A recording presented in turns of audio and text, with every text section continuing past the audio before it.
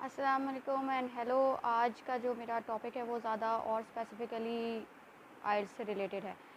तो सबसे पहले मैं बताऊंगी कि जब मैंने आइल्स के लिए एग्ज़ाम के लिए अपीयर हुई मैं, तो मैंने क्या किया। फ़र्स्ट ऑफ़ ऑल मैंने ऑनलाइन अप्लाई किया। मैंने देखा कि कौन कौन सी सोर्सेज़ हैं जो आइल्स एग्ज़ाम के लिए ऑथेंटिक आइल्स एग्ज़ाम जो है वो कंडक्ट करवाती हैं। तो आईडीपी के थ्रू मैंने अप्लाई किया। ब्रिटिश काउंसिल भी होता है, आईडीपी के थ्रू भी आप कर सकते हैं। सो आई ऑप्टेड फॉर आईडीपी और मैंने फिर ऑनलाइन उसमें रजिस्ट्रेशन करवाई। उसका जो है जब रजिस्ट्रेशन हो गई, मुझे कंफर्मेशन आ गई, देन मैंने फ़ीस सबमिट करवाई उसकी।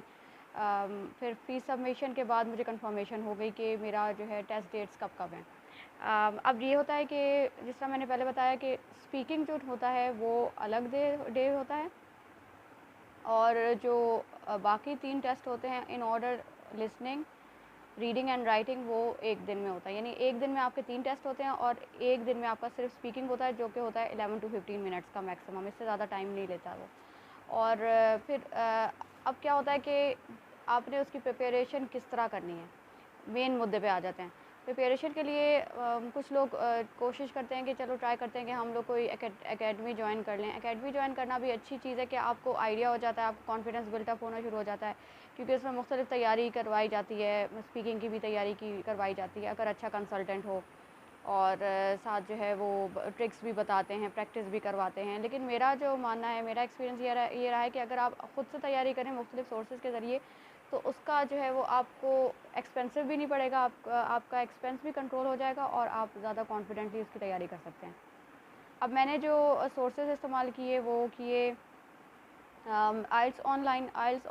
आप जो है सेलेक्ट करें, ब्राउज़र पे सेलेक्ट करें ieltsonline.com, और उसके अंदर आपको जो है मुख्तलिफ़ टेस्ट मिल जाएंगे, प्रैक्टिस टेस्ट मिल जाएंगे। और इसके अलावा और भी बहुत सारे टेस्ट हैं।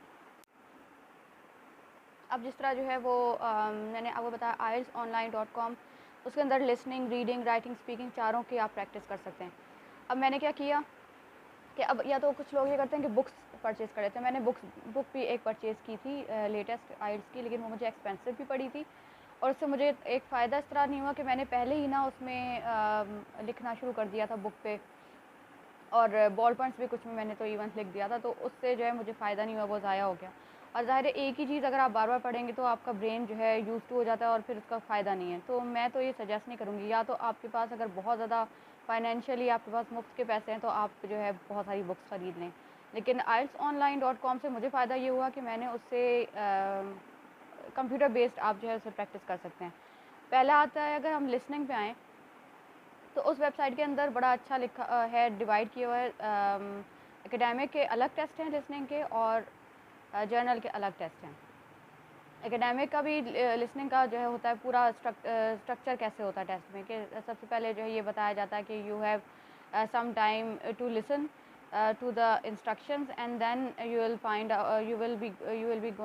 be listening to a passage, a conversation between two persons, and you have to write down or note down the answers as you listen, because we will not going to repeat it again.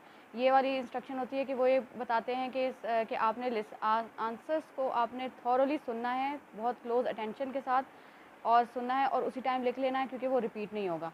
तो आप जब practice करें आइल्स online listening में, तो academic और journal, अगर मैंने direct academic से ही प्रैक्टिस की थी, लेकिन अगर आपको लेवल ऑफ़ डिफ़िकल्टी का है और आप एकेडमिक के लिए अप्लाई करना चाह रहे हैं, तो आप पहले जो है जर्नल से तैयारी शुरू कर दें।